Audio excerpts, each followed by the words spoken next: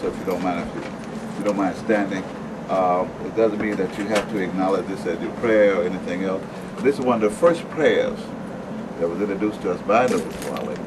It was the first prayer that came to us from our ancient forefathers. This was one of the original prayers. It was a covenant. Okay? Now, those who wish to, you can repeat after me. If you don't, you can remain in silent benediction. It's okay. All right? But you are the children of one Father. Children of one Father, provided for by His care, and the breast of one mother has given you suck. And the breast of one mother has given you suck. Let the bonds of affection. Go ahead. Let the bonds of affection. The bonds of affection. Therefore unite thee. Therefore unite thee. With thy brother. With thy brother. With peace and happiness. Peace and happiness. Which dwell in our Father's house. Which dwell in our Father's house. Which is separate in the world. We separate in the world. Remember the relation. Remember the relation. That bindeth you. That bindeth you. To love. To love. And unity. And unity. And prefer not a stranger. Before not a stranger. Before thine own blood. Before thy own blood. Thy brother in adversity. Assist him. Assist him. Thy sisters in trouble. And sisters in trouble. Forsake her not. Forsake her not. So shall the forces of thy father. So shall the forces of thy father. Contribute to the support of his whole race. Contribute to the support of his whole race. And his care be continued to you all. And his care to continue to you all. And your love to each other. And our love to each other. Thank you. I feel better already. If you notice the last little phrase or sentence, if you will, in that is in your love to each other. That is so meaningful because one of Dwali's key message to us was that we learn to love instead of hate. And for years, a lot of the Moors did not understand the significance of what happens when you love. We take love as a weakness because of the society that we came up in. You know, we look at it, that makes you vulnerable and someone will take advantage of you, the kind of thing. Quite the contrary. What love does, is, you know, think about anybody that you call yourself, well, let's not say fall in love. We don't want nobody falling. Because if you fall in it, it's got to be below wherever you were at that time. So you don't want to go there. But think about somebody that you really care or something you really cared about, then you sort out many ways to become harmonious with that particular person or that particular thing. It could have been a car, it could have been a dress, it could have been anything that you admired or treasured or wanted. You know, then you sought ways and means to make you and it one. I say. And sometimes you even put aside those things that may not have been so pleasing about it, or her, or him, because you want it to be harmonious. This is what love does. Love causes you to seek out the harmonies of life, those things that breed justice, mercy, love, and right. Now, on the other hand, if you want to deal with the Willie Lynch theory, okay, hatred, on the other hand, causes you to look for the little differences. What is it that we don't, you know, what is the difference between me and you? Are you taller than me? You know, you light skin, I'm brown skin, okay? You wear a dress, he don't. You know, whatever the case would be, look for the little differences, you know. What hood you live in? You know, okay. You know, what school you attend? Did you finish school? You know, look for little differences. Immediately, I come through the Moorish Temple, for example, and one of the things that goes today, the first time one more meet another one, they say, what temple you belong to? Rather than say, you know, being so happy to see another Moorish American. You see what I'm saying? Another conscious person, you know, of no matter what the level may be. Okay? So what we want to do, we want to learn to love, because love causes us to come together and find out what is it that we have in common. Okay? What is it that we should be harmonious about? All right? And this is what is necessary to get us beyond and above that realm that we have been bogged down in. We're here today to show you how to solve what Noble Dwali called the Negro problem. Okay? I've written a book. I know you. Anybody have my book in here? Okay, this one? Oh, great. All right. All right. This is called a biography of Noble Dwali. 7 years in the making. Okay, from beginning to print. I wanted to write the book about 30 years ago, but for whatever reason, it wasn't to be done. Okay, and because I felt so humble and grateful for what I found that Noble Drawing had done for me. This is the reason why I wrote the book. Okay? And also what he did for my family, for my people, whom I love dearly. All right? And I look for salvation. I came up, well, I'm in my 60s, so I came up during the 40s when everybody was colored. And in the 50s, everybody was Negro. It was very popular. And then in the 60s, all the colored Negro people turned black on you. I had a problem dealing with that because if you were black, you know, you call somebody black, you had to fight. You know, you might come out better if you talked about their mama. Because you call somebody black in the late 50s, the early 60s, you know, before James Brown got to screaming, right? All right? Okay. So, and then in the 70s, everybody turned to Afro. Put another O in it somewhere. They got O in Africa, America, something, you know. So every 10 years, we were changing labels. And that was by design. Okay. Anyone who do not have a sense of direction, a sense of purpose, a source of strength, then they will imitate whatever comes by. It doesn't matter what it is. It is in the nature of the mind to become what it thinks. See? So if your mind is not stable, it's not rooted in like your heritage, for example. Okay. I wrote a little article. It's in my book, in fact, called "The Negro and the Sardine." Okay.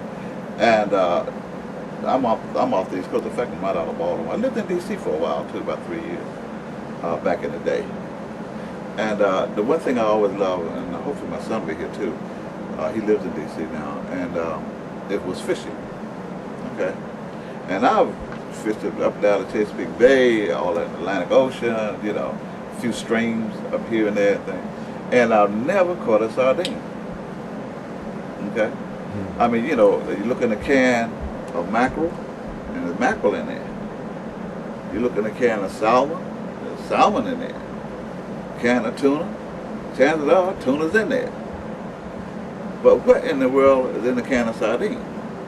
Since you didn't catch none out there, okay? So we find out that a sardine typically come from the kipping or heron family. And what they did, they cut off the tail, cut off the head. It's a process.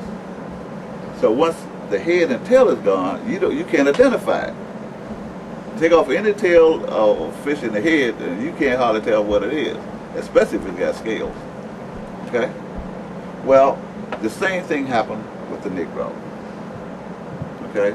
There was, according to the article, and like I said, we'll be working with this today. And where's the little master picture that I had passing around? Right there. Is it? No, it's not here. The picture itself. Oh. Okay. Yeah, let me see that. This picture here, Noble Dwell asked the question, says, what is the Negro? Well, before then, what he said, anyway, said the Negro is a four-legged beast. That was his original questionnaire. Later, he said that it was a name given to a river in West Africa that was dreaded by the Moors because it contained black waters. In other words, it was used for transportation. Okay? We didn't have any life, no fish, nothing like that. Okay? It was just transportation. Okay? So when we look at this picture here, but I still have not been able to find a source, so you can't blame it. I didn't do it. Okay? And I tried to for 2 years, almost 2 years, a year and a half, to find out through the internet and other places exactly who the author, the creator of this particular phenomenon is. And I wasn't able to do so. Okay, no one actually responded. Yes, sir. So did this picture come out sometime this year? It's been around on the internet, you know. For a while. About the last year and a half or so that I can account for. This is the first time I've ever seen it. Yeah, me too. Me too. Well, it's the first time it's been. When I saw it, it looked like this. Okay, didn't have any of this to it. I'm the one that put this to it to give it definition. Okay, because this was the closest thing I could find that would shock people into what actually happened to free African nationals that was placed into slavery, and which is why our people are the way they are today. Okay? How many of you are aware of the fact that as a people we generate almost $1 trillion annually and don't own a thing? Right here. All right. It's almost $900-some billion. Okay? $1 trillion annually. That's more per capita than some small countries have. And we still do not own a thing. All right? Now, some of us may look at this and say, this is very gruesome, very gross-looking picture. And what is it? It can't be a dog because it's got fingers where it should be feet and hands. Okay? Part human, part animal. But you must remember, all the horror movies and outer space movies that you watch, it's always got something to do with a monster, or better known as a beast. Okay? A beast is something that usually man makes, that's usually in his image, some kind of likeness, because he can't think beyond something that do not have a head and some arms, eyes. Okay? You gotta have something to contain the senses, all right? This particular picture with the artwork says, what should we call them? This came also from Duali. He asked the question, what should we call them? Speaking about the Negro, okay? And what we're going to do, we're going to take a legal and historical journey into the making of the Negro, all right? This is required because it's impossible for you to go anywhere if you don't know where you come from. If you really want to appreciate a thing, learn how he or she or it was put together. Okay, you would jump up and marry somebody, and no research, don't know nothing, what they've been through, nothing. Okay? Then you wonder why you got problems. Okay? So what we're doing now today is we're going to research exactly how the Negro came to be and why was it necessary for Duali, the only one. And I'm going to explain why I wrote the book about him. Okay? Just to give you a little bit of background on Noble Duali.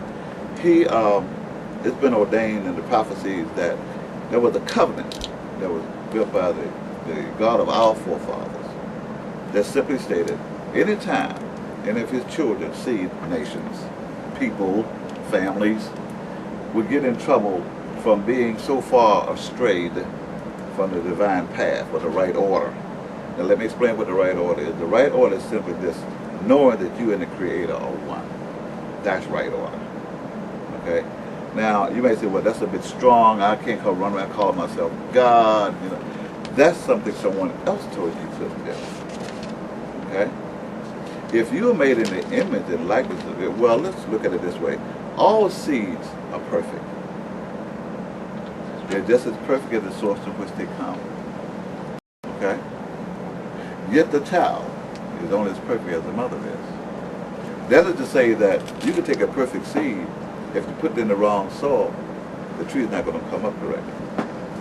All right? So if you made an image and likeness of the Creator, then how else could you be anything but what? Perfect. There is a perfect source within you somewhere. All right? As I was speaking earlier, just before the session started, and the one reason why we have been taught here in the Western Hemisphere to serve a God that's outside of ourselves. Okay, bear with me now, all right?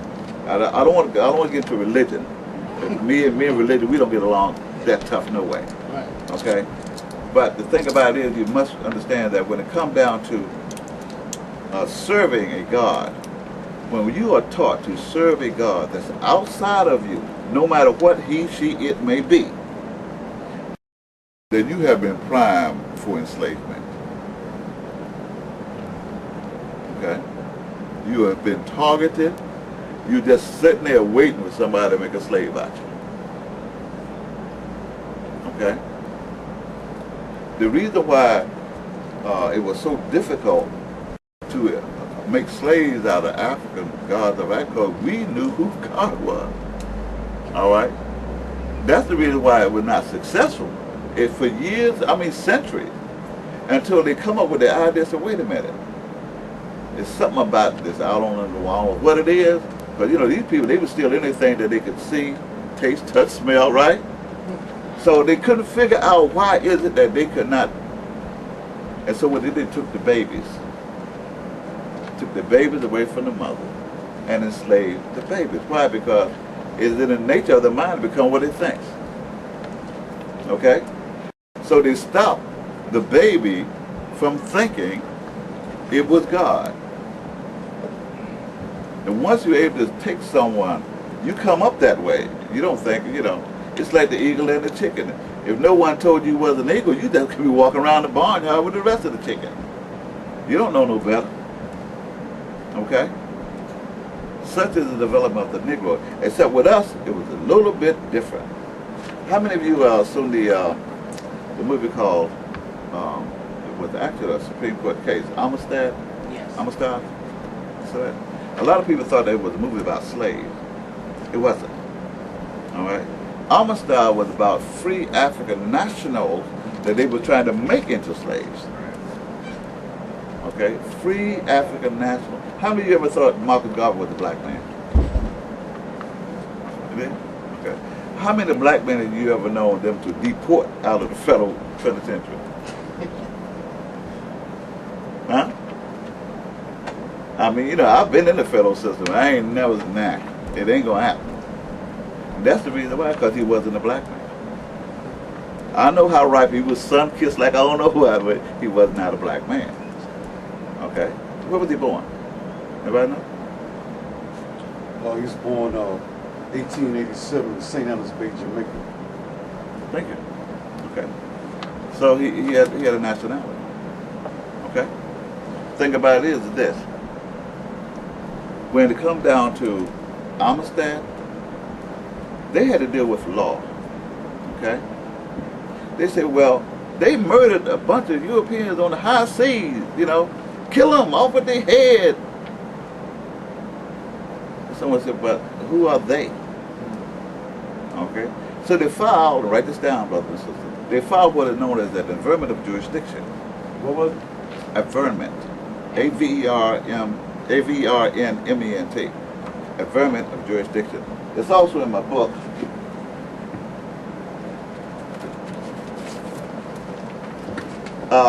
This is in my book also. This is chapter 24.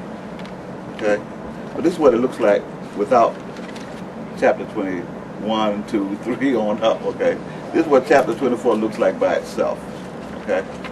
And within this chapter, which is really the apex of the book, you find that it's a declaration proclamation of status and jurisdiction of the Moorish Empire. I know it seems like I'm skipping around, okay, but just bear with me. It all start making sense in a minute, okay? Here you have, within the heart of this, it's called an affirmative jurisdiction. You want to pass it around? You can. And you can get these too today while I'm here, if you wish, okay? They don't cost as much as the whole book. It's just one chapter. All right. But the thing about it, in Amistad, they filed an affirmative jurisdiction. What the affirmative jurisdiction does, it's a legal term, which means it challenges the court. And it places the burden of proof on the court in which it must prove in writing by the prosecution that it has the realm in order to inquire into the facts and make a decision over the subject matters. Okay? For example, if you're looking for a divorce, you would not take that divorce proceeding to a traffic court, because the traffic court does not have what? Jurisdiction. You see what I'm saying? So, when you challenge a court and its jurisdiction, it means that it's got to prove that it has the power, because jurisdiction is the power of the court, to pry into the facts and make a decision, right? So when you file an affirmative, you stop no matter what it is, traffic court, criminal court, doesn't matter, it must stop. It takes two pillars of law. Write this down, brothers and sisters, write this down. Take two pillars of law to have any legal proceeding. Okay, like I said, this is the law class. All right, law and history. One is status, the other one, jurisdiction. You cannot have a legal proceeding unless both pillars are in place. Okay? Your status is, write this down, your true identification. Okay? True identification. All right? Call it personal identity if you wish. All right? Proper status is the legal term for it. True identity is proper status. Okay? For example, if I was to take this can of soap powder and just throw it on the step, what would you say? Number one, you sort of lost my blank mind up in here, right? Because you don't see no can of soap powder in my hand, right? Because I did not properly identify, right? Okay. That's how important true identity is. Okay? Now, I'm going to skip ahead in time and I'm going to go back a little bit at the same time so you can understand about this Negro of the beast we're talking about. All right? In 1865, the United States Congress passed the 13th Amendment, which abolished, another legal term, slavery within the confines of the United States, except for those who were what? Duly convicted of a crime. Right? Oh, here we go. I'll pass these out to you. Okay. These are the Constitution of the United States.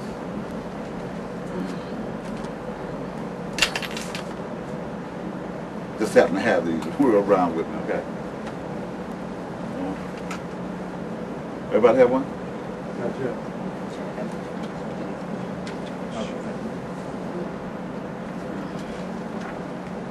Everybody got one now? One more? Okay. One of the blessed being on time, and then but two left. Okay, and I'm using one of them. Okay, now in the 13th Amendment, the term is used abolish. Some people, mainly our people, misconstrued or misunderstand the term abolish, the 13th Amendment. And they thinking we's free. Okay? It did not say that. It did not say, the 13th Amendment was not freedom papers. Okay? The United States did not have the power to free anybody. This is a industrious law class, brothers and sisters, where you are sitting now. Okay? You're not going to get this at Harvard. All right? Abolishment does not translate into freedom. All right? If I have the power to free you, then I also have the same power to do what? Re-enslave you again. You don't want them to have the power to free you. Freedom is at the behest of who? The person that has been imprisoned or enslaved. They must seek out their own freedom. All right? That's the duty of any prisoner, convict, or otherwise person who has been, all right, misplaced. All right? Okay? So, but to come now to the 13th Amendment, it said, well, we're going to abolish slavery. When you abolish the thing, that means, legally speaking, you get rid of it in its entirety. All right? Out with the slave, the whole institution of slavery. Out with the slave master. Out with the slaves. And this is the catcher. Out with the slave name. Remember we talked about that true identity? Okay? What was the slave name? Those of you who have come through the Nation of Islam and a few other more scientific groups and a few other areas, people think John Smith is the slave name. Mr. Smith was a free man, brothers and sisters, please. Okay? He was. Because he gave you his name, that don't, it don't change the fact. Mr. Smith was a free. John Hawkins was a free man. Okay? That's not what they named the slaves. All right. When you name which is property, if you got a dog, as long as that dog is in your yard eating your food on your chain, you call it what you want to call it. Butch, spot, fight, or it don't make no difference. It's your dog. Laxo, if it's your slave or any other property, you still name it what you want to. Negro, black, color. Those are the names that were given to slaves. For those who do not believe me, look on your birth certificate. Okay? What? My birth certificate. Well, he said, hold on to your birth certificate, because the West going to make you get paid, and the paid with compound interest. Let's find out how that works. In your article here, dealing with the Negro, there's a term. The word is called de-nationalization. Yes, yes, yes. Normally cost you $1. In fact, they do cost $1. The brother just bought 5 of them for everybody. Huh? Yeah. Oh, no, it's just the cost of printing. That's all it is. It's got to be reimbursed. Listen, when it comes down to your birth certificate, let's check and see about denationalization. When you denationalize a thing, what you've actually done is you have taken away its identity. Okay? It is a criminal, a high crime law, nationally and internationally, to denationalize any human being, ever. This is not a new law. It's been on the books from day since day. Okay? No matter what you do, even if you enslave a person, don't denationalize them. Okay? But somebody didn't care about that. All right? Now, what denationalization means is simply this: take away their true identity. You remember that that thing of soap powder getting ready to throw away? Take away their true identity.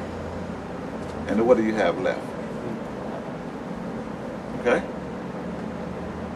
So in other words, when you look at the 13th Amendment, what actually has took place is that someone at your birth, not only did they denationalize you, they also certified, because that is a certificate of live birth, they certified you into perpetual slavery for the rest of your natural life. I'm not saying this to excite anything, all right? My job is to give you the law. I'm an angel. Give you the truth, okay?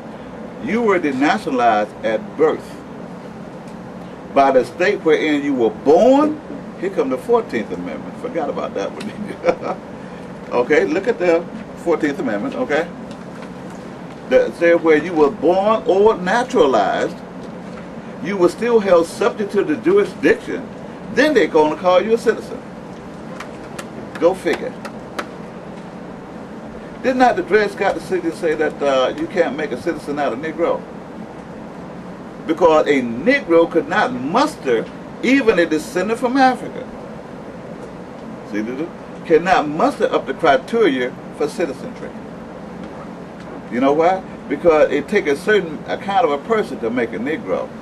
And they did not build in citizenry in there. The Negro was never supposed to own property. It's a property name. You can't have anything. You can't own anything. We're back now to that $1 trillion again, aren't we? Now can you understand why it is that our people have $1 trillion go through their hands as consumers annually, yet they don't own anything? Nada. They cannot be taken away, or that's bound to be respected by the citizens. Look at Katrina, for example. Okay? So getting back to Amistad, what they did, they challenged the court with an affirmative jurisdiction. Okay? And this is why they ended up in the Supreme Court with a little, what would normally be a little misdemeanor kind of thing. You know, you just kill up a few people, it's all right. You know, we're used to that. Okay? But in this particular case, they said, wait a minute, who are they? What is their true identity? They had to come with their own proper person, which is another legal term for true identity. Your own proper person. Dwali gave it a better name. He called it your free national name. All right? He said the children of one family, children of one, all of one family bearing one free national name. One free national name. In other words, all the people of China have one free national name. All of them are called what? Chinese. That's the one free national name. Now within that, you got many nations and, you know, families and things, you know, within that one nation, I'm sorry, you got many families. The young don't get along with the Yohos and the Hay. Okay, the Hos don't get along with the Yuns and, you know, but they're all Chinese. Okay? Throughout the entire country of Germany, okay, they're all the citizens of one family bearing one free national name. What is it? German. They're all called Germans. Let's skip ahead a little bit, or should we go a little backwards? Okay? What we want to know now is the Negro a family? And if they were, how can they get along? How come Negroes don't get along with color folks? And black people can't stand either one of them.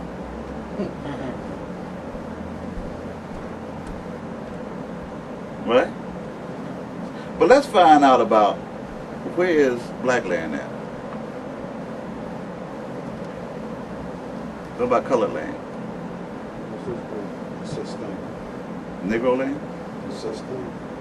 Let's go back to the Hebrews. Hebrew Israelites. Okay, let's go back there for a minute. Where were the Hebrews prior to Egypt? And if the Hebrews are here today, they'd be a Negro. That's what our ancient Comitians called their slaves. They call them Hebrews. Something Hebrewed up. Okay? And to give more light to the subject matter, when Moses, with a little trait of himself, that's personal. When Moses led the children out of Egypt, okay, he was a prophet, okay, he did what he's supposed to do, I guess. But anyway, led it out of Egypt. Why they had to wander around for 40 years? Because they were trying to go into the promised land, Canaan, as Hebrews. One said, you can't go up in there being no Hebrew, ain't nothing attached to. You got to go back today to being what your forefathers were yesterday. Hittites, Moabites, Amorites, something. Go back to what your forefathers were. So it took them 40 years to purge themselves out of some of that Comitian thought pattern, right? The slave mentality, that is. Before they could go in and say, wait a minute, you know, the children said, look, y'all go back to that. We going on to be what our forefathers were. And that's where they went to the promised land without Moses. Okay? Like so, it's the same thing with Amistad. Amistad challenged the court and its jurisdiction, said, look, you prove that you got jurisdiction over, well, who are you? They went so far back, they ended up in Africa, somewhere in West Africa. They were able to pick a particular dialect or language, right? And then they challenged the court. Well, all right, now we know who they are, where they're from. They're from West Africa, particular country I can't recall right now. Now, do you have any jurisdiction over them? Now that you got their own proper person, okay? Now to show you how sticky this can get, remember I told you about the birth certificate? Look at the 13th Amendment again, when it says to have someone, it was only 2 articles passed. One was that they said that you must be duly convicted of a crime. Duly convicted of a crime. Correct me if I'm wrong here. Help me out. All right. Didn't this word abolish have something to do in the first part of this thing? Didn't they abolish slavery? Didn't that include the slave name, Negro, black, and colored?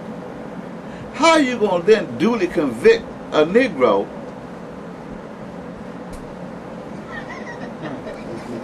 now if your car gets in an accident?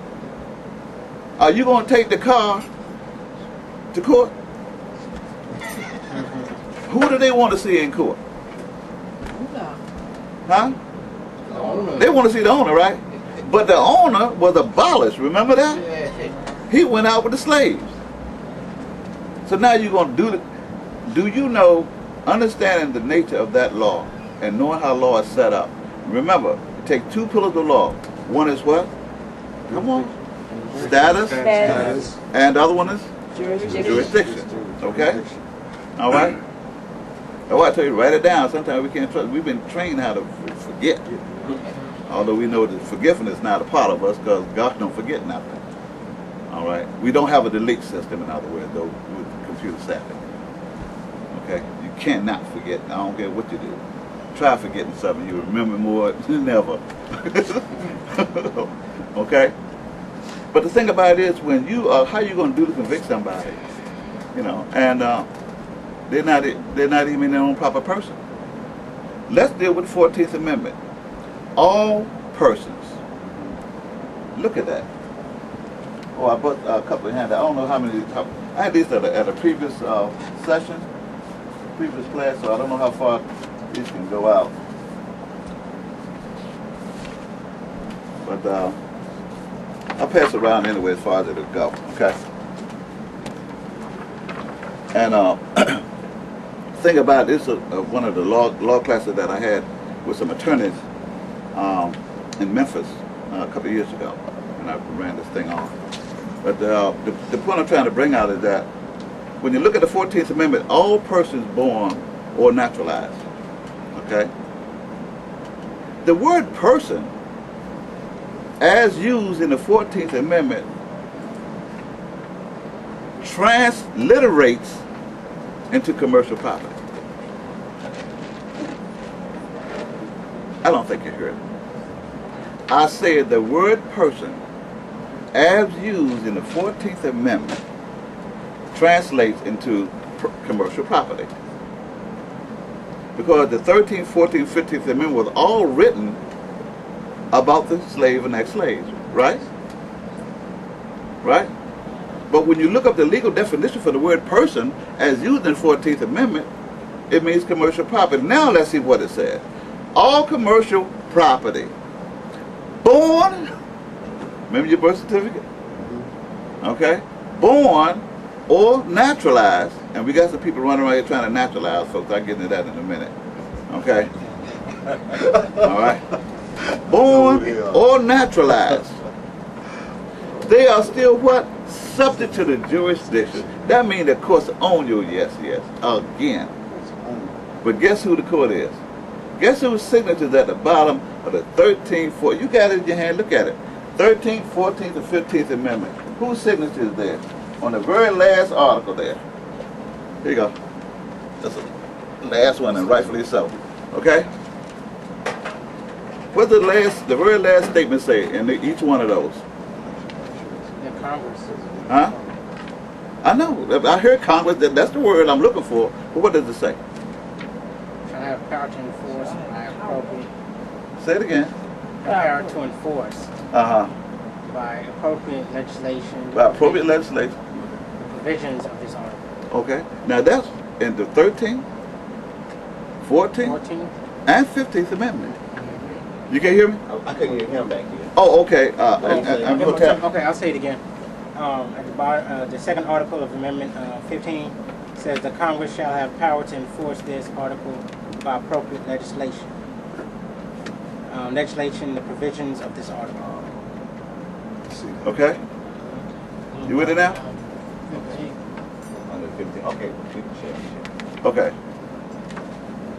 Congress signature is on the bottom of the 13th, 14th, and 15th Amendment. They are the ones, the only ones that's in power to make a decision when it comes down to nation time. Remember this little boy out of Cuba, Elian Gonzalez, a few years back? Yeah. Okay? And it wasn't Castro to come to get him, it was his daddy.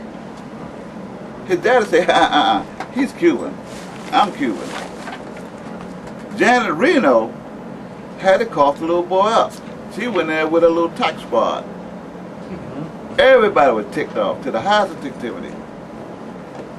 But they didn't know the law. Okay? The law said what was his proper status and who had jurisdiction over him. That was the law. See it coming again? Okay? Who had jurisdiction over Elian Gonzalez, the little Cuban boy? You may not like Castro, but tell the truth now. Who got it? Didn't fire a shot. Okay? That's how important status and jurisdiction is. Noble Drew Ali, when he came to us, he brought us our own true identity. That has been attempted by a lot of people since then, but none has been successful at identifying our people, the ex-slaves here in North America, with a true identity. Except for Noble Drew Ali. He was the only one. He did it once. Just like God created, he named the animal once. And it was good. He double checked it, and it was still good. Okay? So with one name, true identity. Your name must be able to identify you with your heritage of your forefathers, as well as your present concern and your prosperity. It must be all up in there. Sardines don't count. Okay? Negroes don't count. Where did Negroes come from? They didn't come from Africa. That's the first thing you have in your article here, right? They did not bring no black people, no Negroes, no colored people out of Africa. They did not become any of those things until they was what? Made here. Now speaking about made, here I go. Now please, all you Masons, don't get upset at me. You know, okay? I'm making a distinction here because my only concern is the subtitle to my book is called The Exhuming of a Nation. This is what my concern is. Digging up a people that has been buried in a shallow grave right here in the what? 13th, 14th, and mainly 15th Amendment, those last two. Okay? Drew Ali said there was no need for the application of the 14th and 15th Amendment for the redemption of his people. Okay?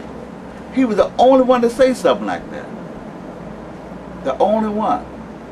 Here we are 77 years later, we still ain't figured it out. Because we keep trying to go around what Noble Drew Ali was saying in the very first place. What is your proper status? What is your true identity? What's your name? Okay? By your name, your number, you are known. What is it? You can walk around here. We'd have been Negroes. We'd have been... Did I ever tell y'all about the time I thought I was Superman? Well, it's a little humorous too, but I guess it won't funny then. You know, but I used to live in Baltimore. It was a street called Green Street. And I don't know how many of y'all familiar with it, but we had like 3-story buildings and the marble steps. Real marble steps, you know. And at this time, I think we had about 10 of them because it was a real high building, you know. And I would get a running start because Superman, the television just coming out good, you know. Everybody didn't have it. And I had a few comic books, but Superman, that was the thing. And I seen this European stand up there, you know, a little cape flying. I didn't know he was imitating me as God. Okay, I just knew that I should be able to do whatever it is he was doing, right? So I went all the way back by the steps and got along. I opened the front door to the vestibule, and then the front door made sure that, you know, they wouldn't break no glass or nothing, you know, by me being super and all that. And I got a long running start at the steps. You know, the step to walk to the 3rd floor, all the way back down the hallway. And that's a long hallway. But by the time I come past the living room, I was probably, you know, you probably could iron clothes on my back. I was wide open, you know. And when I hit the top step, the idea was there was another 3-story building across the street. Because I'm supposed to leap tall buildings in a single bound. And that's what I tried to do, because when you leap a tall building, you must reach for it. And that's what I did. That's the last thing I remember. Because somewhere 8 or 9 steps later, down on the cement, the sidewalk, okay, took all the holy breath out of me. Okay? All right? So much for Superman. But it was in here. The image was there. Okay? We have been some everything. We had 6-shooters and skates and all kinds of stuff going on. All right? We have imitated everybody on this planet simply because of not knowing who we were. All right? Negro is a man-made man. It took a man to make a Negro. God didn't make no Negroes. Please don't blame that on the father. If you wonder why it is, it's a sin to be a Negro. Did you know it's a sin to be a black person? That's right. Because it's against the universal law of things. Remember, this is a law and history class. It is against the universal order to be against what it is that the universe is for. We of all people should know that. Okay? So how in the world can you, say, now this is the world? That's why they have problems. Has there ever been a solution to the Negro problem? They ain't got nothing coming, but more problems. Okay? How many of you are aware of the HR 16? The new identity, national identity. Right here in Washington, y'all don't know about that? That's the new identity, national identity that's coming down, it's been voted off by the sitting president. And it's supposed to be in effect by the year 2008. Everybody got to have the same identity card. Without it, you can't open up a bank account, you can't drive a car, you can't nothing. You ain't got nothing coming. Now here's the person over here, already don't know who they are. And they're going to swoop them in the level with a national identity. What are they really doing? Ain't they like put a dog tag on you? Okay? HR 16. Let's put it in your computer, look it up. Okay? The Negro is a man-made person, but let me tell you why. He was designed as property to do one thing, be economical, to be economic advantage to the owner. You don't want to own nothing that's not to your advantage. It's got to look good. You got to serve a purpose. It's got to be advantageous some kind of way or another because it's your property. Okay? Whether you're growing, whatever. Okay? It's got to be advantageous to it. All right? So this is what we're talking about.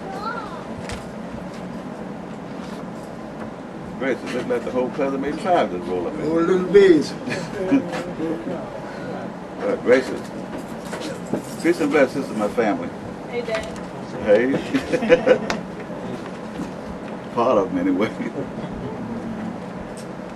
So the point we're trying to get here is that to show you the importance of who it is and why it is that black people were made in the first place. All right. You were designed to serve a purpose. How many of you know what the straw man is? Okay. All right. Let me help you to learn about the straw man because you're in a law and history class today. All right. The straw man was developed. How many of you seen the Wizard of Oz? You know about that straw man, right? That's real. Okay. What is the straw man looking for? Brain. Okay. You look for a brain, right? All right. Does the Negro have a brain? Look at the picture. Oh. Pass it around. Okay. The question is, does the Negro have a brain? I get my money later. Okay?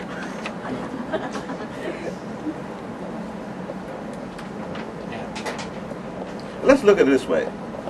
Is man made in the image and likeness of the Creator? Yes, sir. That means we want to take into account the 3/5 clause in the United States Constitution. Look at the very first article. How many of you are familiar with Freemasonry without jeopardizing yourself? Okay.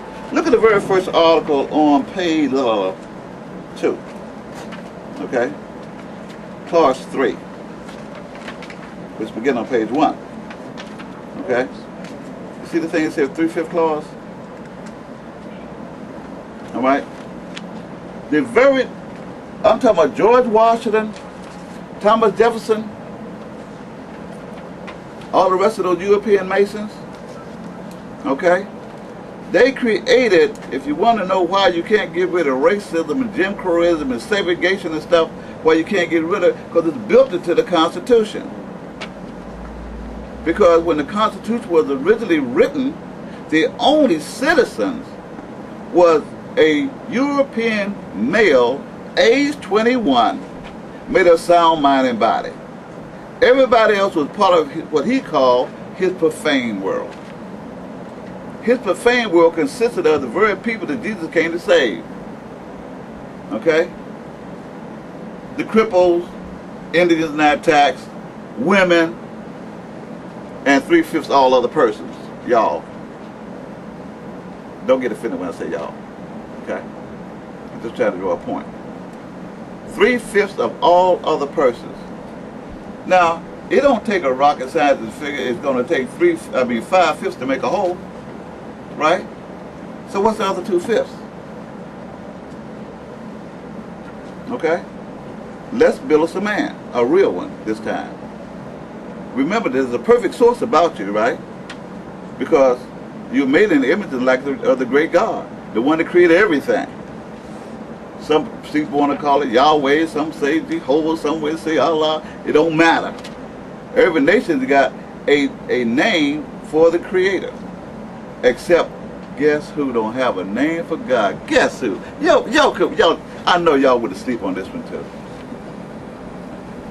The English language don't have a name for the great God. Did you know that? Why? Because you have got to learn how to start serving a God that is where? Outside of you. If you start looking inward to serve the God that's there, somebody can't enslave you. Because they ain't got nothing coming. Okay? Is all this beginning to come together? So let's make us a man. We know about the perfect part. We're going to call it the spirit. Alright? Because we realize that in anything that's dealing with any life substance, it comes in 3 degrees. Alright? Like water. Water comes in 3 degrees. You got the gaseous state that you can't see. You got the liquid that flows. And then you got the solid state. Right? But there's something that controls all 3. Temperature. Okay? Change the temperature, you change the conditions of water. Alright? Like so with man the same way. Man, the spirit. Now let's give him a soul. Alright? The soul is really, the act of the soul is his thinking, reasoning, will, understanding, remembers. These are actions of the soul. And we possess those things, correct? And you have that without the body because it's not in the power of the flesh to think or bones to reason. This right here, it can't think. I wave my hand, it's because my hand it, all right? But if I just lay it there, it'll be there when I come back for it too. Okay? Right? That's 3 of them. The other one is your proper status, your true identity. In other words, your nationality. How important is that? Well, let's find out. How important is nationality? Don't seem to be so. If it wasn't important, why do you think that was the first thing they took away from you? Okay? To show you how important it is, that's the first thing they took away, right? In so being, what did you have left? Okay? A beast. Alright? Your nationality is what connects you to the human family. Like a bunch of grapes. Every grape has got a little vine that hook right on, okay? To what is called the human family.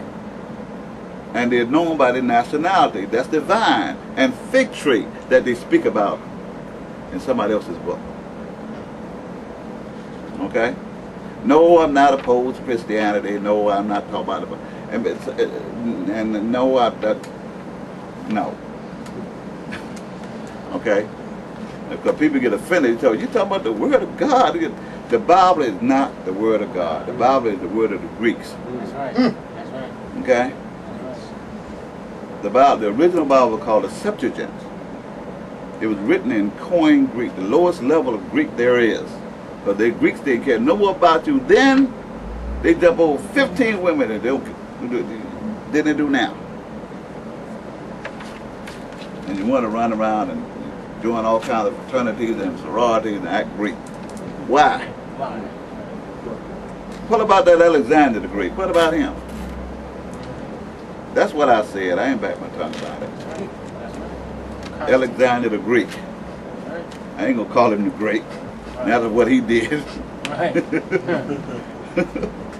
Okay.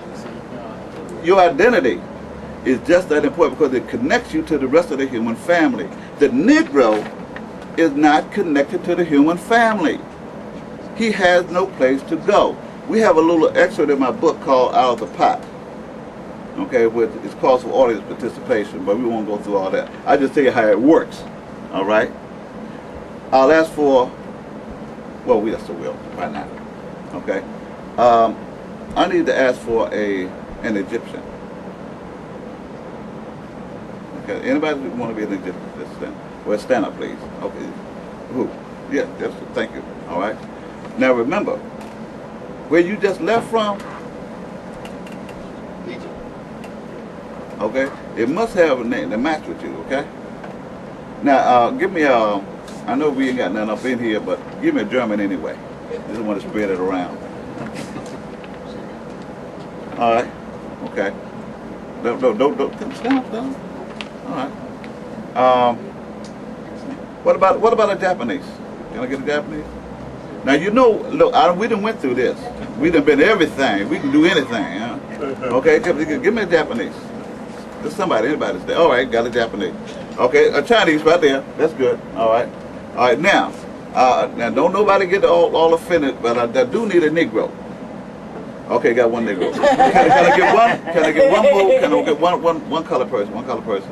One twice. Anybody? Got a color person, all right. Now, African American. Give me one. Got one. African American. Anybody left out? Any black people? Give me one of them. Give me one. Come. Got it. All right. Now, this game is called Out of the Pot. The reason why, because the United States is known as what? A cultural melting pot. It's made of many nationalities. All right. But one day, somebody put a fire underneath the pot. The fire is called enforcement of the law. Call it the laws of immigration. Call it the constitutional laws. Call it what you will. All of a sudden, martial law. Let's call it what it is, all right? You know, it wasn't that you crossed the border, but the border crossed you, right? Okay. Now it's time to go back. Everybody out of the pot. This is how it works. Your name, sir. Proper identity. Wallace Kirby. No, sir. That's not your name. What was your name when you stood up? German. You're German. That means that wherever you come from, it ought to match your name. What's the name of where you came from? What's the name of your chair that you was sitting in? Come on, German. German? Okay. German, sit down. Have a seat. Okay, we had a Japanese. Oh, you were Japanese? Were you the Japanese? All that time? Okay, a Japanese. You must have a chair to match your name. What would your chair be named? Have a seat. Have a seat. Okay. We had a Chinese too. Oh, there it is. That's Chinese. You must have a chair because you're the children of one family bearing one free national name. Your national name should match your chair. What's the name of your chair? China. China. Have a seat. Y'all getting this already? Okay. What happened to the black person? Huh?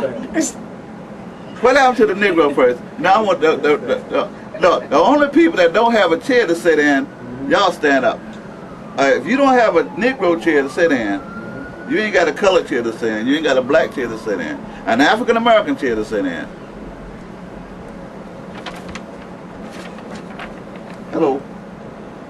Burn up. You've been had. Okay, have a seat. Thank you for your participation. Okay. I want you to pass this picture around again since everyone's here. Okay? And then pass it back to the front. That's mine. Okay? But I want you to have an idea of how black people are made. It's very, very important because if you keep on doing what you've always done, then you're going to keep on getting the same results. You've got to make a change. And what I've done today, what I'm attempting to do today, is to give you not a history class. I could care less about history. Most history is not an exact science in the first place. That's right. Okay? And most history is written by the conqueror. That's like having the criminal describe the crime. Okay? He ain't gonna, you know what I'm saying? He don't care nothing about the conquered or the victims. He ain't gonna tell their side of the story, what it took for them to get there. All right? The lion don't care that much about the goat, all the grass he ate. It's just a good meal. All right? But when you study history, you must also, and write this down, when you study history, study law. Law governs all events. Okay? Law is what governs all events. Nothing happens without law. Our problem with the law is the fact we have been outlawed so long that we're scared of the law. Everybody turn around, right? Okay? But that's not the only thing. We are outside of the law because we've been thinking we was something other than our true self. That's why we made our mistake. All right? That's why we've been outside of the law, because we've been thinking we were something else. All right? Now, you look at this and you say, that's gruesome looking. All right? What do you think our people look like to other nations? Look at this. To all the Germans and Japanese, how many of you have seen Koreans and other people, Vietnamese and other people coming to your neighborhood, your community, and open up stores, businesses, prosper like I don't know what, and still don't send their children to your schools? How are they able to do that? Because they have been programmed to the point to let them know who you are. I'm sorry, who you are not. Okay? They have been debriefed. Every national comes over here has been debriefed as to the culture and the habits of the so-called Negro. You're right, those of you who live right here in D.C., like I said, I lived there years ago, I lived in D.C., and I used to wonder why it was that my own African brother act crazy around me.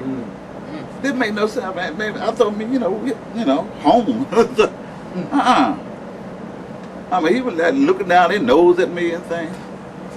What was all that about? Then I found out this is what he saw when he saw me.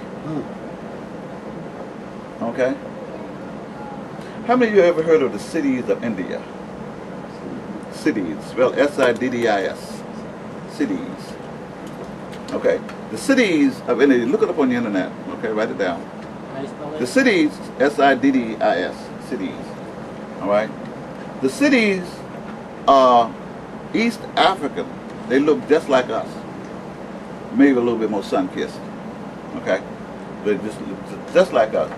The Arabs, bless their heart, have been stealing East Africans long before they started the West African slave trade with us. Okay?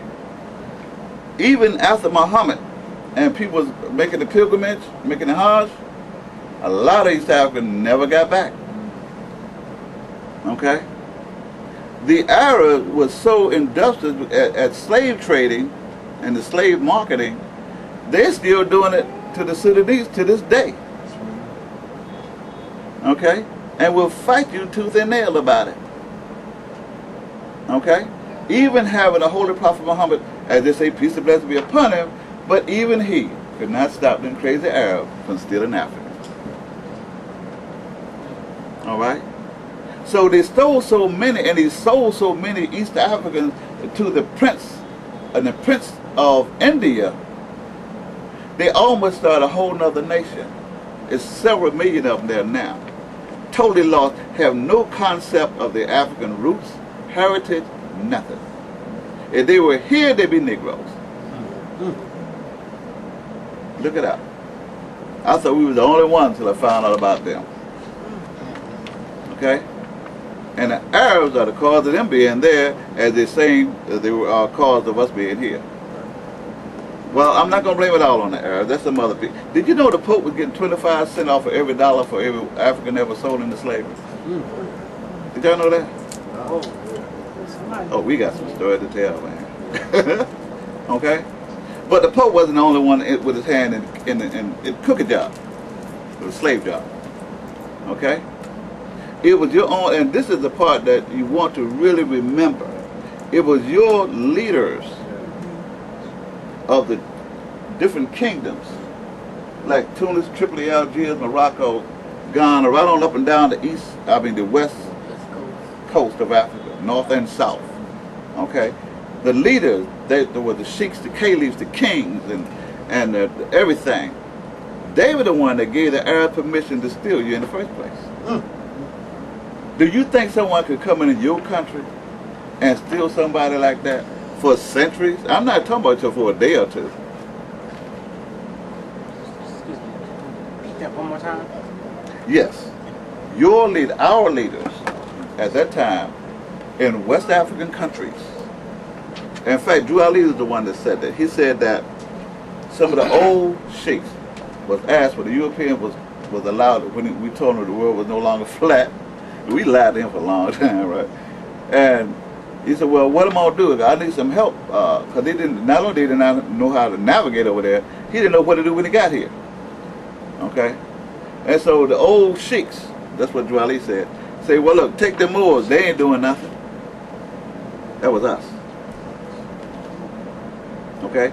Your own leaders, your governments. Okay? The same way they're doing in the Sudan today. If you don't think this existed then, all right, we speak about the Moors and have your true identity as far as the Moorish American nationality is concerned.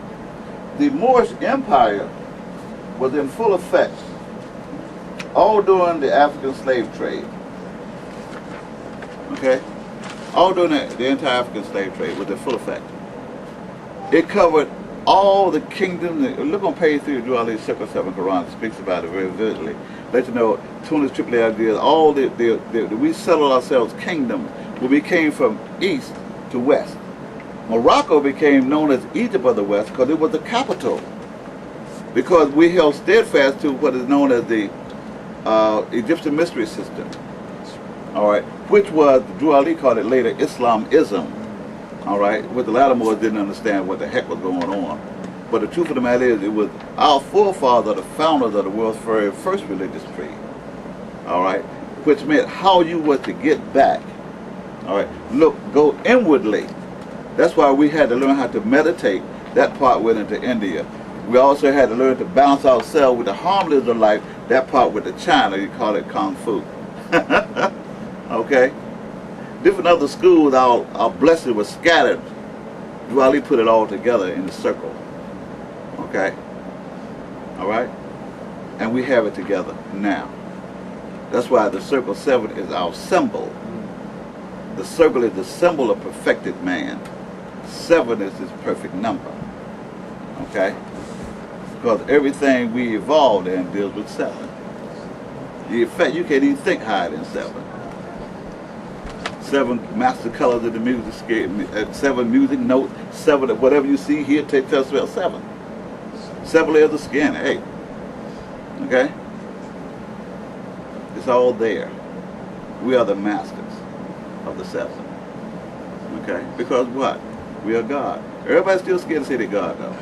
But that means that you're scared of responsibility. Because that means the minute you say that you God, you know what you're saying then? I'm going to have to act like God. That's right. I got to start thinking like God. Oh, snap, I can't be going to busting nobody in the mouth no more. Right. Can't get drunk no more. Right. Oh, God, don't get drunk, no. Get high. No, man. That's why you don't want to be God.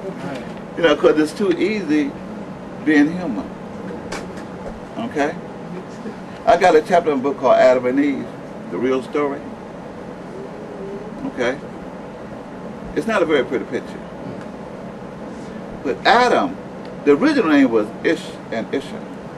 Original name, meaning God in woman form and God in man form. That's Ish and Isha. And Isha. Right. Okay. Ish and Isha. Okay. That's where you hear a lot of sisters today that got the name Isha. Right. Isha, Magisha, you know, just Isha, Isha, Isha. right? Okay. They don't realize it's talking about the female God. God in female form. Okay? Where her will and his will was not strong enough to be disobedient to the universal order. Okay? When they got up nerve to buck, that's what he became. Damn, man, what is wrong with you? He became human. He was already human form, but he started thinking human. He got caught up in the carnal desires and weaknesses. There's nothing good about Adam. You can be as adamant about it as you wish. Okay? It still means, damn, however you look at it. And you think Eve's a pretty name? He was ticked at her. When he called his wife Eve, that's who she was. He called his wife Eve. If she was around today, she'd be the B word. That was not a pretty picture. Adam and Eve represent the human family. But if you had a choice right now to be human or be God, which one would you choose? See the difference? Okay? Human, you can get away with a lot of stuff. So it seems. But there is a conscience that rises between the two. Okay? Conscious rise between the two. And by man being evolved, and the thing, remember we talk about temperature controlling water? Thought controls man in his capacity. Because man means a thinker. He's a thinking thing. The more rapid his thought, the higher his thought vibrations, the more godlike he is. The slower his thought, his rhythm of his thinking is, the more human he becomes. Because of that good feeling. You know, and Jesus and all that other kind of stuff. You start going behind things that is, you know, because it feels good, tastes good, see good, smell good. Okay? You become a victim of your own senses. All right? We're going to have a question and answer session in a minute. But the main thing that I want to bring out was how black people are made. And remember we speaking about the birth certificate? Okay? That's a very dangerous document, but it's beneficial to you. Dwelly said, hold on to your birth certificate, because the West is made to pay. The way you do that, and write this word down, the word is called de-nationalization. If you ever decide that you want to take your birth certificate or take your subject matter to court, and then take my book with you by all means, okay? Then your charge to the court, to the state wherein you reside, is you charging that state with denationalizing you at birth. Your parents weren't the ones to denationalize you. Okay? That was certified by the state. It's got the state seal on it. And if you don't believe it, check out the Bureau of Vital Statistics of the state where you were born. Okay? It's there. And they used to put all on the birth certificate, Negro, black, colored, you know, back in the day, right? But they got slick about it. They stopped. They started putting it in code. You know, she's the number 2.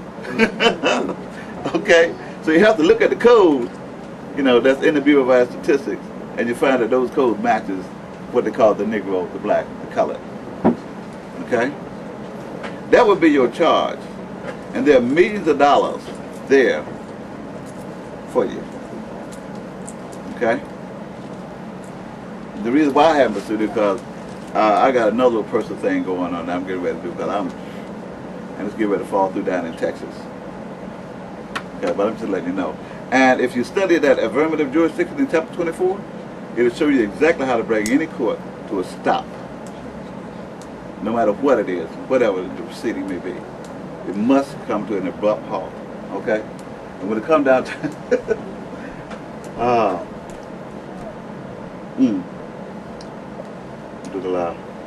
the brother here has a certificate of live birth. Birth certificate. Okay? Thank you. This is what happened. Back in not too long ago, 1998. I don't think they can stand up because Yeah, I don't think in they can 1998, I was in the city of Richmond and petitioned the courts to have this done. And on this birth certificate, when I came to the Moorish Science Tip of America, my name is Graylin Brown Hill, so I petitioned the courts and I had this put on my birth certificate, as you see right here.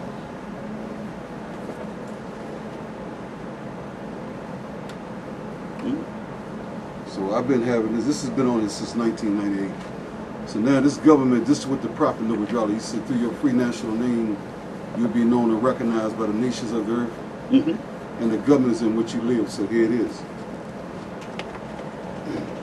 Okay. In other words, the brother said that he went through the legal avenue of having his birth certificate corrected. Yep. Okay. And with that in mind, I'll still let you know that de-nationalization, getting the money, is the way to go. Okay? Now, when it comes down to the making of the Negro, here's some legal things, because you know we spoke about Freemasonry. George Washington, Thomas Jefferson, both of them had a lot of babies by their slaves. But they weren't the only one. You must remember that to the European male, to own slaves was a sign of dignity. Okay? Aristocrat. All right? It was nothing like being recognized as an aristocrat. All right? Even at the expense of another man. Didn't matter. Okay? That's why in the very first article of the United States Constitution, they wrote in their property to let you know straight up what it was about. The very first, before they got to the business at hand, they made sure their property was over here. Now let's take care of business. Okay, this is before any amendments were written, before all the rest of the articles written, anything. The very first article, okay, the United States Constitution, Clause 3, deals with us. All right? Women themselves did not get the right to vote until when? 1919? Okay? 77 years after the Negro man had a right to vote in 1870. Okay? I say the Negro man because in 1870, when you must remember that the North and the South had been at war, and the North had won, right? But they were brothers. So they got together and they said, look, what can we do? Because we can't run around killing each other like this. You know, because there was a Southern Confederate state right down the street in Richmond, the capital, okay? And they said, well, you know, what can we do? So instead of having slavery in the Southern states, they said, look, why don't we just be nice to each other and just spread slavery to every state throughout the United States? Would that make you happy? Subsequently, he had the 14th Amendment. Prior to that, with the 15th Amendment, they gave the Negro man the right to vote that one time in order to save the Union. Because the intention of the South was to filibuster the North to regain the country, which they lost the war, but they're going to gain the country. Because they had the popular vote to do it with, right? But they did not take into account that there were no Negroes, quote unquote, there. So they used the Negro male to vote, right, at that time. That one time, they didn't vote no more for 100 years. Okay? 1950, whatever. Okay? And now, 5 times later, they have renewed that. The 5th time is coming up right now. Okay? Meanwhile, the rights to the citizens are guaranteed in the Constitution. They don't have to worry about it. Why is it that so-called Negroes are the only people in the country that's got to have their voting rights restored periodically? What is that telling you? It's telling us. Okay? We're talking law, remember? No passion, no feeling, just law. Okay? Why is it that when it comes down to Katrina, when it comes down to anything, everything, it doesn't matter? All right? You can go to the Olympics for those who like sports. Who are the only people that represent some place that's not that they own? Okay? My mission is to let the Moors know that we are a nation of people. This is what my job is. Now, I can't speak for everybody that has knowledge of Moorish science or knowledge of Moorish history or whatever the case may be, you know. and to put Noble Drew Ali out front. That's what my job is. Okay? It's not that I mean I'm alone. It don't mean that I'm doing my own thing. I'm talking about law. It doesn't matter to me. All right? I'm an angel because I come just like rain. Rain is carried within it the potencies of life. It falls, but the choice is not in the rain as to where it falls. Some rain falls on the desert. Some falls in the forest. The forest will take the rain and produce flowers, trees.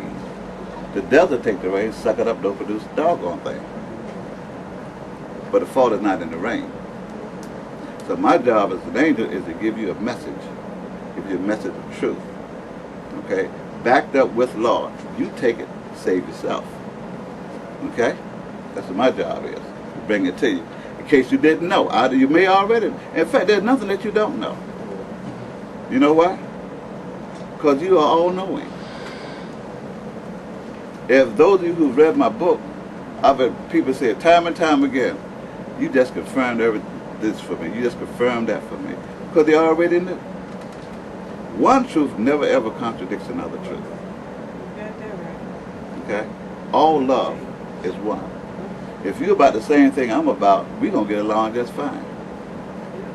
Now, we may have different ways of getting there, but we're going in the same direction.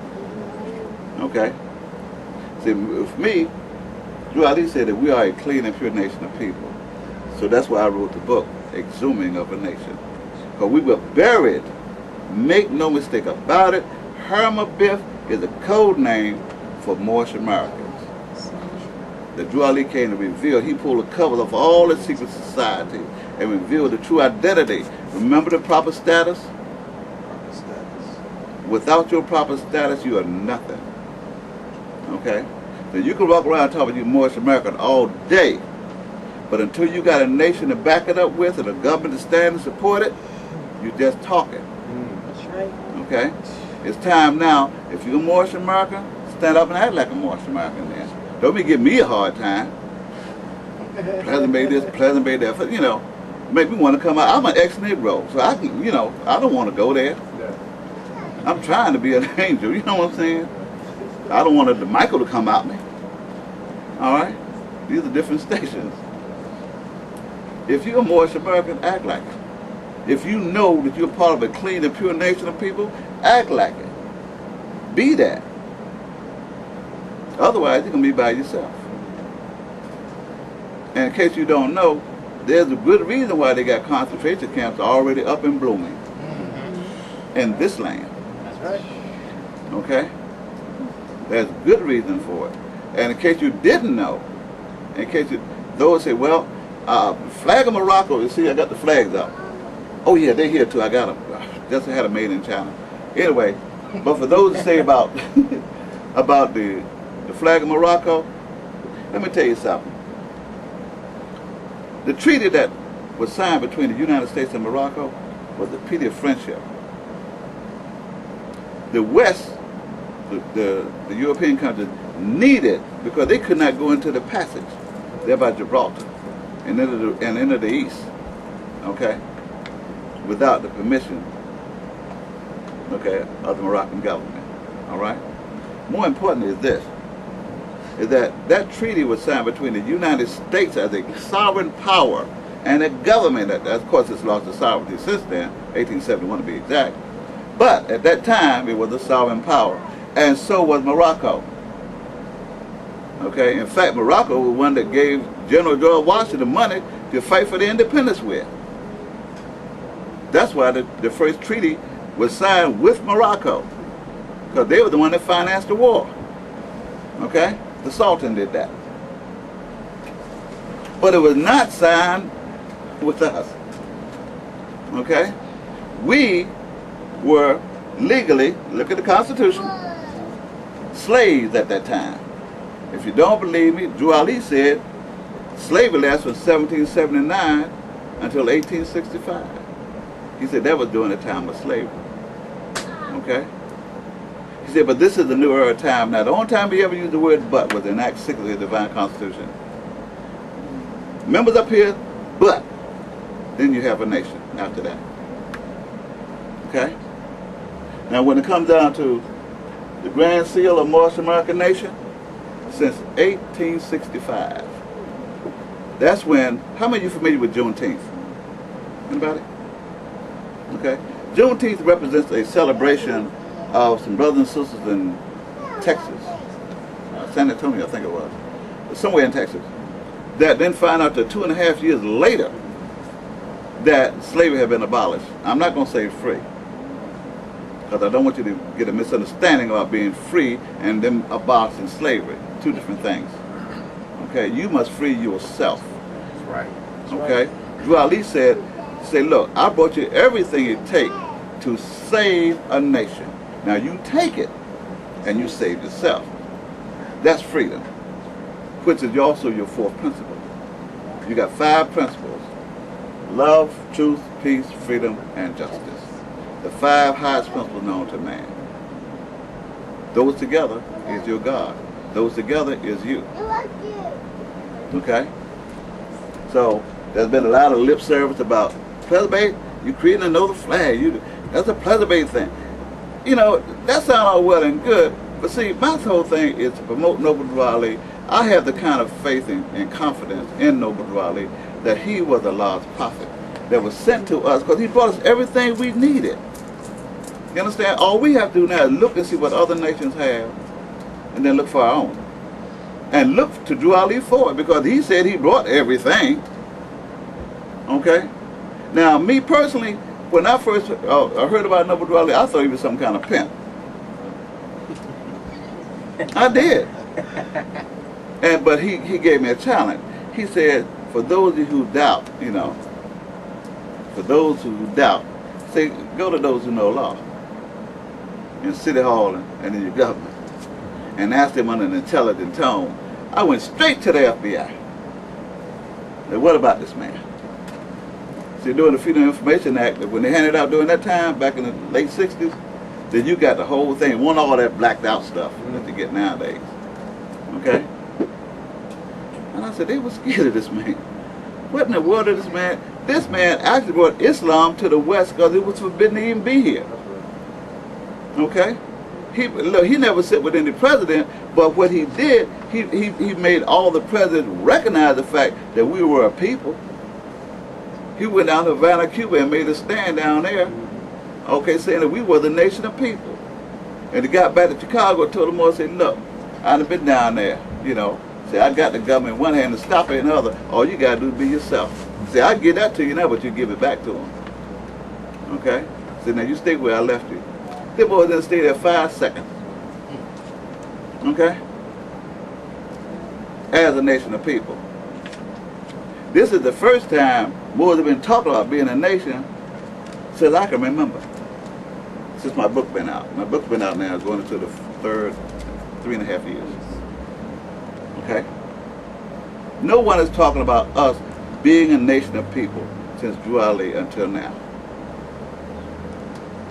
All right? And as a word of caution, let me tell you what's going to happen. If our people don't wake up and realize, if you don't want to take this as your flag, I ain't got no problem with it. Okay? But if you're going to be a nation of people, you better come up with some flag somewhere. Okay? And you can't use the flag of Morocco. That's already spoken for. That's the flag of your forefathers. You ain't going to fly that over here. Not you indigenous to this land. So that means you have to come, if you're a nation of people, you're going to have to come up with your own flag, your own seal, your own constitution, da-da-da-da-da, what every other nation got. Okay? And as I've tried to encourage a lot of my brothers and sisters around the Moorish Science Temple element, I'm not opposed to Moorish Science Temple, but I am opposed to people that strung up into an organizational frame of mind and holding Noble Drew Ali back as a prophet. Don't do that. You know, he didn't come just to find the Moorish Science Temple, and that's it. Okay, come on now, just think. All right, he developed the Moorish Science Temple because that's where he found us at. That was the only way that he could help us in our present concern. We were lost. We had nobody to teach us how to be. How many of you have had any manhood training lessons? It ain't there. I don't care what college you go to. Okay, it just ain't there. All right.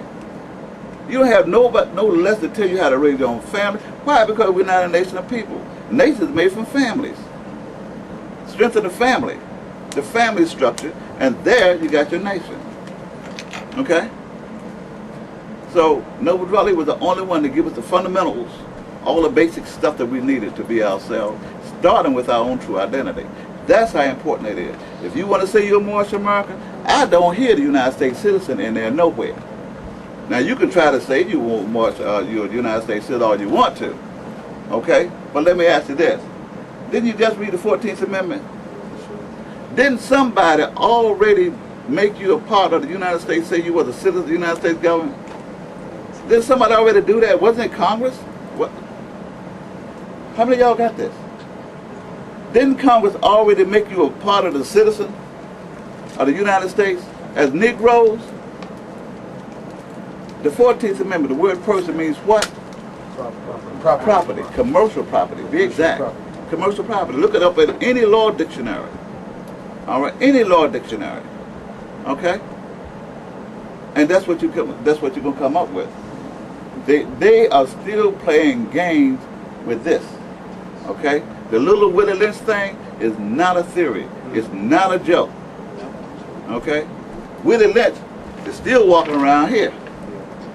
You want to see what Willie Lynch looked like? Look at this picture. All right? You want to see what Willie Lynch did? Look at the picture. You should be a little ticked off if somebody going to pull you away from the entire human family and do what you as you will. It's like being a belly woman for the United States. Come on now. You're in the bed with the enemy. I'm not speaking radical. I'm just trying to let you know what time it is. All right? You got less than 2 years before that nationality card is in effect. I feel time is pressing on me. That's real violence.